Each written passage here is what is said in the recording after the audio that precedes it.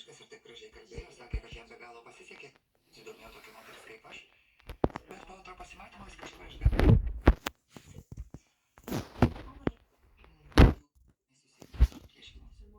Buvom susitikę tik du. Dematijas nežinojo, kur aš gyvenu. Jis galėjo jūs pasiekti. Niekšas. O dar sakė, jog jam be galo pasisekė, kad jūs sudomėjo tokia moteris kaip aš. Suskiu. Vagis moteris išsirinkdavo pažinčių svetainėje Zeprošę ir sužinodavo jų adresus. Reikia man progos. Tai, bet su Elodija persisakė, nes prieš tai nežudė. Elodi partneriai pažinčių svetainėje. O 4 anonimai. Nebuvo nei nuotraukų, nei vardų, elektroninio pašto adresų taip pat nepavyko rasti. XL grafitis.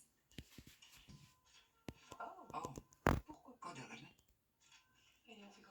Ir kaip Meidi, atnešk jos planšetinį kompiuterį, įsikačiu saugyklą. Taip, tuoj atnešiu.